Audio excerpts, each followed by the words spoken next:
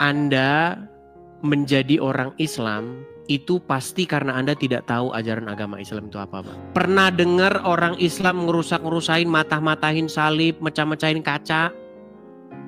Itu kan oknum, Bang, bukan ajaran Islam. Saya tahu itu oknum karena hanya mereka yang menjalankan ajaran agama Islam. Selamat datang di MPF TV. Kami hadir bukan mencari pemenang. Kami hadir mengajak berpikir. Iya, di dalam Al-Quran tidak ada agama, Bang. Yang ada itu din. Nggak tahu din kan? Ya, artinya apa itu? Din itu maksudnya jalan. Malik Yaumiddin. Kalau bahasa Indonesianya agama itu apa artinya? Agama itu dari bahasa Sanskerta, dari kata a dan gama. A itu maksudnya tidak, gama itu maksudnya kacau. Jadi agama itu tidak kacau, gitu. Keteraturan gitu. Seperti itu. Begini, saya mau tanya dulu nih. Anda ini Muslim, Bang? Muslim. Gini, Anda menjadi orang Islam itu pasti karena Anda tidak tahu ajaran agama Islam itu apa, Bang. Ini saya beritahu nih, Bang. Seseorang menjadi Islam karena dia tidak tahu Islam itu apa. Seandainya seseorang sungguh-sungguh mempelajari Islam itu apa, orang tersebut pasti akan segera meninggalkannya. Gimana itu? Lu nggak percaya, Bang? Pernah dengar orang Islam ngerusakin rumah peribadatan agama lain? Jadi gini, Bang, kita sebentar, saya tanya dulu, Bang. Pernah dengar orang Islam ngerusakin, matah-matahin salib, mecah-mecahin kaca? Pernah dengar? Ya, pernah. Menurut Anda itu Islami nggak? Itu kan oknum, Bang, bukan ajaran Islam. Saya tahu itu oknum karena hanya mereka yang menjalankan ajaran agama Islam.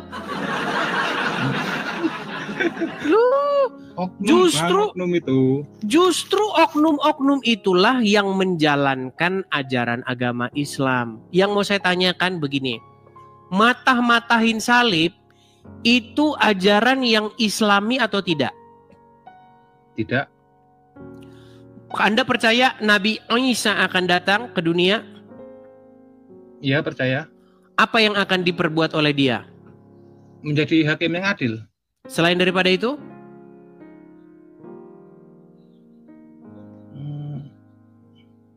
Mematahkan salib. Mana itu sumbernya itu? Nah, ini makanya saya bilang alasan Anda Islam adalah karena Anda tidak mengerti ajaran Islam. Sumbernya mana? Datanya mana? Oke, baik. Datanya mana katanya? Baik. Oke. Apakah tujuan? Baik. Kita sabar ya, teman-teman ya. Hadis, Bang, hadis. Di dalam hadis Nabi Isa itu akan datang. Coba nih ya, saya tunjukkan kepada Anda ya. Saya tampilkan dulu di layar. Baik. Saya balikin kamera saya. Nabi Isa ini adalah cerminan daripada, sebenarnya ya udah dipalsukan, Bang. Karena kebencian orang Islam itu akan dituangkan oleh Nabi Isa ini. Walaupun ini sebenarnya adalah karangan dari orang-orang Islam. Nih, turunnya Nabi Isa di akhir zaman. Gimana? Sahih apa enggak itu hadisnya itu? Sudah mulai mempertanyakan kesohihan hadisnya. Baik. Hadis itu kan ada 3, Bang. Baik nih, kita tampilkan nih, Bang ya. Kita tampilkan nih. Oke, kita tampilkan nih, Bang ya. Bagaimana Nabi Isa akan turun? Nih, ada hadisnya, Bang ya. Nih. Dikatakan gini. Demi Allah yang jiwaku berada di genggamannya. Ibnu Maryam ini maksudnya Isa ya, akan turun di tengah-tengah kalian sebagai pemimpin yang adil. Dia akan mematahkan salib, menghapus jizyah, mematahkan salib, membunuh babi, dan menghapus jizyah. Jizyah itu apa, Bang? Iya. Nah, nggak tahu lagi kan, makanya saya bilang, Bang, Anda Islam tuh karena nggak tahu Islam itu apa. Jizyah itu artinya pajak atau uang atau upeti yang harus Anda bayarkan. Itu maksudnya jizyah. Nah, menurut ajaran agama Islam, Nabi Isa akan datang untuk mematahkan salib. Betul? Ya, betul. Nah, jadi ketika orang Islam mematah-matahkan salib, itu Islami nggak ajaran itu? Ya, Meninggal dunia. Jadi sebenarnya Bang, kalau orang Islam mata-matahin salib, Bang, kalau orang Islam mata-matahin salib, ngerusak-ngerusakin gereja, itu lagi latihan, menunggu datangnya Nabi Isa. Mereka sedang latihan, kita latihan dulu mata-matain salib. Nanti Nabi Isa kalau datang kan kita udah biasa mata-matain salib, jadi gampang. Ya nggak gitu lah, Bang. Oh nggak gitu. Oh ya, Abang ini agamanya apa, Bang? Saya seorang Kristen, Bang. Tetapi saya ini sangat mendalami agama Islam. Kristen tapi kok pakai peci, Bang? Peci ini sebenarnya ini datangnya bukan dari Islam, Bang. Semua itu diklaim. Islam, Bang. Peci. Oke, asal usul peci dari mana? Dari Arab. Arab. Emang dari mana? Bang, semuanya diklaim oleh orang agama Islam. Jangankan peci, nabi-nabi aja semua diklaim jadi orang Islam kok. Gini, saya tanya sama Anda kalau sholat pakai baju koko, betul? Ya. Baju koko itu asalnya dari mana? Dia dari Arab Saudi. Arab Saudi. Dari mana emang? Duh, baju koko itu malah asalnya dari Cina, Bang. Masa? Mana itu datanya itu? Iya, makanya Bang jadi orang Islam terus biar makin pinter. Gini aja Bang, saya mengatakan sesuatu yang benar kepada Anda. Kita kalau ngomong agama Islam pun Anda banyak nggak taunya. Gini, kalau Anda sungguh-sungguh mendalami agama Islam, Anda baca hadis, Anda pelajari Al-Quran, percayalah kepada saya, tidak dalam waktu yang lama lagi Anda akan mengatakan kepada saya, buku-buku ini lebih bagus dibuang ke tong sampah. Pasti Anda bilang begitu. Itu kan menurut kamu, Dis. Karena Anda tidak pernah membacanya. Loh, gimana? Menurut Al-Quran, oh gini aja, ketika Anda membaca Al-Quran, Anda akan mendapatkan pahala, betul? Betul. Setiap huruf-huruf yang Anda baca mendapatkan pahala dan kebaikan, betul? Satu pahala. Ya. Oke, baik. Ketika Anda membaca surat Al-Ahzab ayat 50, saya bukakan kepada Anda ya. Al-Ahzab ayat 50 dan 51. Apakah Anda akan mendapat pahala ketika membaca ini? Sebentar. Bentar nih. Surat Al-Ahzab ayat 51. 50 apa 51? 50 dan 51. Nih, coba ya kita bacakan nih. Nanti Anda dapat pahala baca ini. Oke, baik. Hai Nabi Muhammad. Oke, coba sebentar baca dulu Arabnya biar dapat pahala. Baca Arabnya biar dapat pahala. Kamu bacalah. Ayo kamu baca. Ya kamu lah. Katanya Nah, kamu nggak bisa baca huruf Arab. Baik, kita baca artinya. Kamu yang baca. Kita baca artinya. Saya artinya. Ini artinya ini. Kamu di sini siapa? Muhammad, Nabi Muhammad. Oke. Kamu boleh menangguhkan, menggauli siapa yang kamu kehendaki di antara mereka. Dan boleh pula menggauli siapa yang kamu kehendaki. Dan siapa-siapa yang kamu ingini untuk menggaulinya kembali dari perempuan-perempuan yang telah kamu cerai, maka tidak ada dosa bagimu. Sekarang saya tanya, bagaimana kamu membaca seperti ini? Kamu dapat pahala itu dari mana jalan ceritanya? Coba. Ini kan khususon Bang. Khusus Iya, yang saya tanya, Nabi Muhammad. ini tentang siapa? Tentang Nabi Muhammad. Tentang Muhammad. Tentang Muhammad boleh menggauli siapa-siapa yang dikehendaki, betul? Ya, Oke. Bahkan dia boleh menggauli siapa-siapa perempuan yang sudah diceraikan oleh dia, betul? ya. Lalu ketika kamu baca ini, kamu dapat pahala. Ya dapat lah. Itu kan Enggak, ini hubungannya sama kamu apa ini? Hubungannya dengan keimananmu, hubungannya antara kamu dengan Allah apa? Apa urusannya ayat ini dengan kamu? ini kan sejarahnya Bang, sejarahnya Nabi Iya, Muhammad. yang saya tanya, urusan ayat ini dengan diri kamu terhadap Allah itu apa?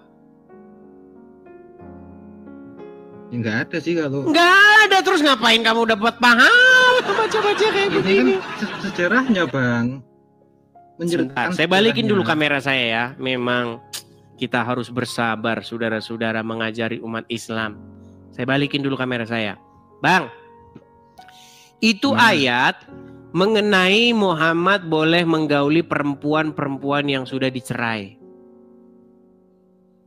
Ya. Kamu boleh menggauli perempuan-perempuan yang sudah kamu ceraikan. Urusannya sama Anda apa? Ya itu ya nggak ada sih urusannya sama Gak ada urusannya, itu kan urusan Muhammad. Kenapa Anda baca-baca terus Anda dapat pahala? Coba mikir Bang, mikir pakai otak.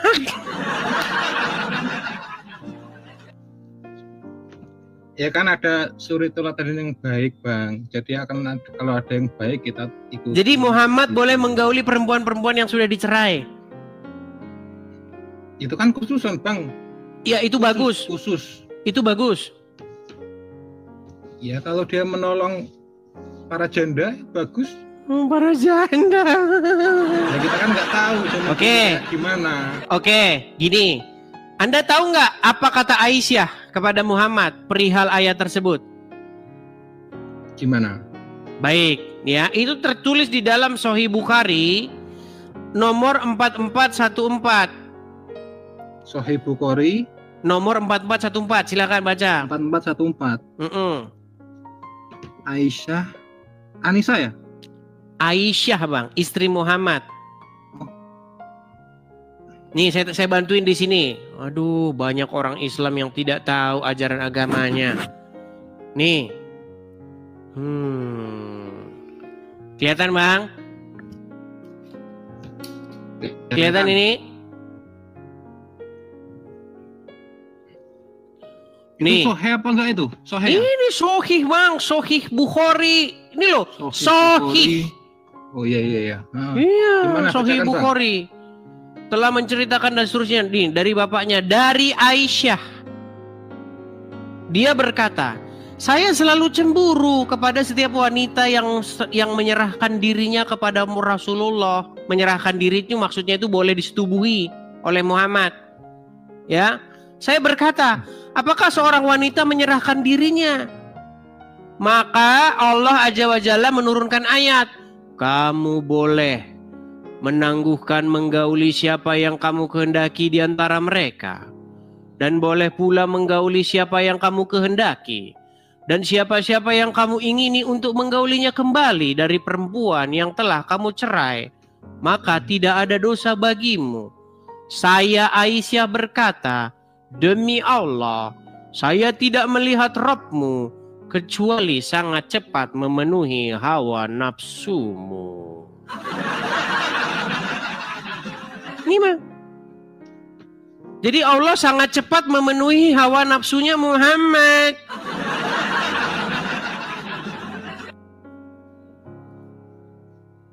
Oh, iya ya.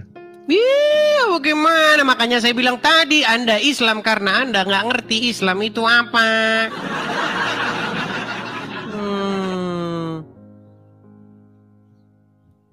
Nih, coba Anda bisa baca huruf Arab nggak? Ini bacanya apa?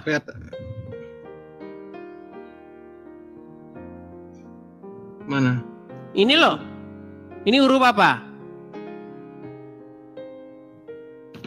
Saya nggak bisa, Bang. Nah, sungguh nekat yang nyata. Emang Oke. katanya apa tadi? Hawa nafsu. Hawa. Coba, Anda mau saya tanya dulu nih, Agung. Anda Ya, sholat gimana? nggak? Sholat. Ketika Anda sholat, Anda membaca Al-Fatihah. Ya, baca. Coba bacakan Al-Fatihah. Al-Fatihah. A'udzubillahi minasyaitonirrajim. Bismillahirrahmanirrahim. Alhamdulillahirabbil alamin arrahmanirrahim maliki yaumiddin. Iyyaka na'budu wa iyyaka nasta'in. Ihdinas siratal mustaqim siratal ladzina an'amta 'alaihim ghairil maghdubi 'alaihim waladdallin. Apa Amin. arti walad dolin? Sesat. Dolin, sesat. Jalan yang Nah, sesat. Muhammad seorang yang dolin nggak? Ya enggak lah. Nah, nggak tahu dia Muhammad seorang yang dolin. Muhammad itu dikatakan dalam Al-Quran seorang yang dolan. Anda tidak tahu. Saya tanya. Wah, mana datanya? Baik. Sungguh dia nekat yang nyata, Kalau ada saudara-saudara. Saya percaya kalau nggak ada berarti kamu ngarang. Baik, kita tunjukkan apakah Muhammad seorang yang dolan. Itu ada di dalam surat Ad-Duha ayat yang ke-7. Aduh, sungguh nekat yang nyata dia ini ya. Baik. Ad-Duha ayat ke-7.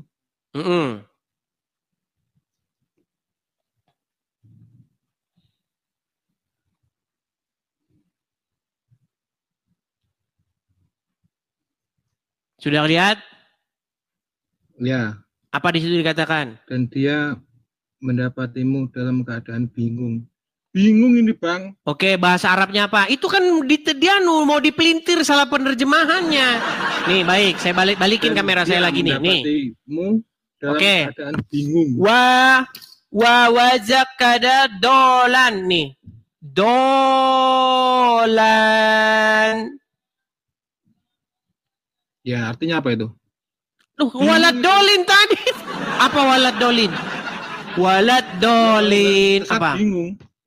Bingung kalau nggak sesat. Dolin. Tadi saya tanya kepada Anda apa? Walad dolin. Dolin ya, Apa dolin?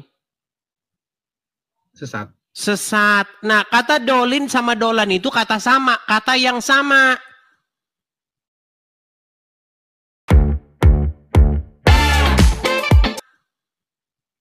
Ya, tapi kan artinya dua, Bang. Iya, Sesat kalau sama bingung. dolin itu banyak jamak. Kalau dolan itu tunggal. Muhammad didapati seorang yang dolan. Dolan artinya sesat. Kita tampilkan. Kalau nggak percaya kita tampilkan nih. Kita tampilkan. Iya, kita tampilkan nih. Bingung. Ya, baik. Kita tampilkan tafsirnya ya. Tafsirnya. Apa maksudnya Muhammad didapati seorang yang dolan nih? Tafsir ringkas Kementerian Agama Republik Indonesia surat Ad-Duha ayat 7. Dan bukankah dia juga mendapatimu sebelum menjadi nabi sebagai seorang yang bingung karena belum mengetahui akidah dan hukum yang benar. Jadi Muhammad didapati seorang yang mengerti akidah nggak? Oh, itu sebelum menjadi nabi ya, Bang ya? Iya, sebelum jadi nabi dia mengerti akidah nggak? Ya, kalau sebelum ya, kalau dari situ kan enggak.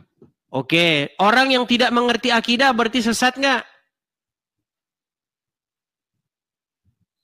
Meninggal dunia. Berat.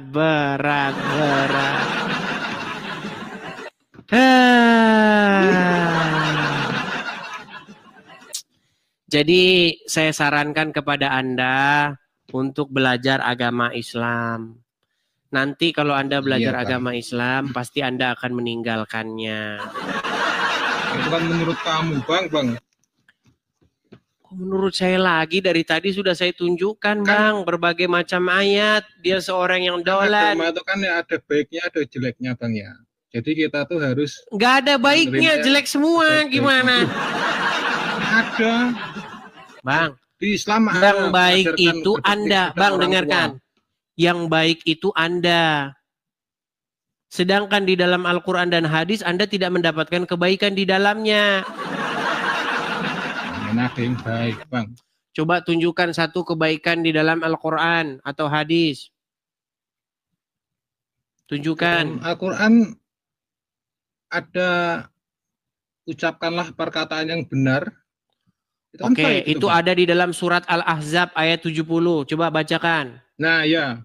Coba Al-Ahzab. bacakan surat Al-Ahzab ayat 70. Benar. Ya ayyuhallazina amanu. Al-Ahzab. Wahai orang-orang yang beriman. Ucapkanlah perkataan yang benar. Coba. Bentar, saya bacakan ya.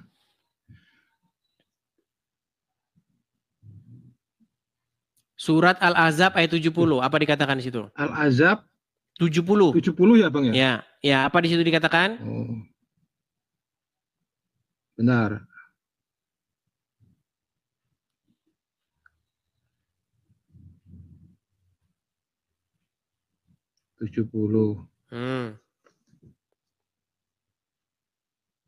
Al-Ahzab 70.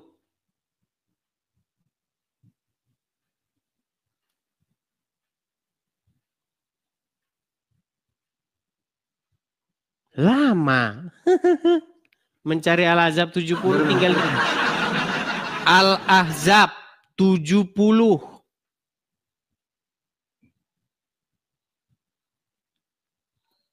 Kok 30 ya? 70 ya, Bang? 70. 30 Anda ketik 30 ya 30 lah gimana? Ya. Ketik 70. Apa di Wahai situ? orang-orang yang beriman, bertakwalah kamu kepada Allah dan ucapkanlah perkataan yang benar. Oke, disuruh mengucapkan perkataan yang benar, betul? Ya, betul. Itu kan baik itu, Bang. Ya, di dalam Al-Quran disuruh mengucapkan perkataan yang benar. Tapi di dalam hadis apa terus dikatakan Muhammad? Gimana? Boleh berdusta, gimana? Mana ada bis? Mana yang nggak percaya dia? Aduh. Sekarang bebas ngomong. Lu baik-baik. Apakah orang Islam boleh berdusta? Waduh, Anda ini Nggak tidak boleh. tahu ajaran agama Islam. Boleh. Islam boleh berdusta. Aduh, bagaimana Anda ini? Nih, dengarkan ini. Apakah orang Islam boleh berdusta? Perhatikan. Ada 3 kebohongan yang dibolehkan. Perhatikan. Kami tidak mengamuk. Ada 3 kebohongan yang dibolehkan dalam Islam di hadis Nabi ini. Ya, apa kebohongan yang pertama? 1, bohong di medan perang. Yang bohong yang kedua yang diizinkan, yaitu bohong untuk mendamaikan kedua orang saudara. Yang ketiga adalah apa coba? Bohongnya suami kepada istrinya. Bohong itu hanya boleh dalam 3 hal. 1, ketika perang. 2, jika mengancam jiwanya orang. Dan yang ketiga, berbohong sama istri kalau kawin lagi. Dan yang ketiga, berbohong sama istri kalau kawin lagi. Ayo, kita ini boleh kok bohong, Bu. Islam ini boleh bohong dalam 3 hal. Pertama adalah bohong dalam strategi perang. Nggak mungkin orang lagi perang ngasih tahu strategi perang itu bisa kalah, Bu. Kemudian orang yang kedua mendamaikan suami istri, mendamaikan orang yang berselisih. Orang yang lagi berselisih kita bisa bilang, tahu nggak, dia tuh baik banget tuh sama kamu, sudah mempersiapkan hadiah. Kita siapin aja hadiahnya, padahal bukan dia. Berbohong untuk mendamaikan orang yang sedang berselisih. Kamu dapat salam loh dari dia sayang dan rindu sama kamu misalnya, boleh. Dan bohongnya suami istri, Itu kan ada sebabnya, Dis. Oke, menurut Al-Quran disuruh mengucap, tenang. Menurut Al-Quran disuruh mengucapkan perkataan yang benar, betul? Ya, benar. Apa perkataan yang benar itu? Itu kan ada itunya, Dis, ada berat. Apa definisi benar? Definisi benar itu apa? Ya tidak bohong. Sesuatu yang sesuai dengan keadaan sebenarnya, betul? Ya. Contoh misalnya, kalau suami kawin lagi, maka harus ngomong kawin lagi, betul? Ya bener lah. Nah, kalau itu tadi boleh bohong. Jadi Ustadz kalau pergi misalnya kemana ke Bogor, dia kawin lagi di sana, ngomongnya sama istrinya nggak kawin lagi, nggak apa-apa, ajaran Islam. Gimana Anda ini? Nikmat mana lagi yang kamu dustakan? Itu bisa dijelasin oleh para ulama, Bang. Bisa jelasin muter-muter. Iya kan, kita kan ada ulama, Bang. Jadi nggak jalan sendiri. Oke lah, Kalau Marmar, kita nggak gini tahu, saja. Nanti banyak yang inbox saya nih, dimarahin lagi saya. Kamu beraninya sama orang Islam awam ya? Kamu itu, gitu. Oke lah, itu kita kasih yang ngomong kayak gitu suruh naik itu. Jangan yang di ngomong komen begitu aja suruh itu. naik. Oke, baik. Oke, itu tadi pembahasannya. Tapi ini baru satu bagian dari cerita yang lebih besar. Kalau mau lihat yang lebih seru, cek video lain di channel ini. Klik aja sebelum ditenggelamkan oleh algoritma.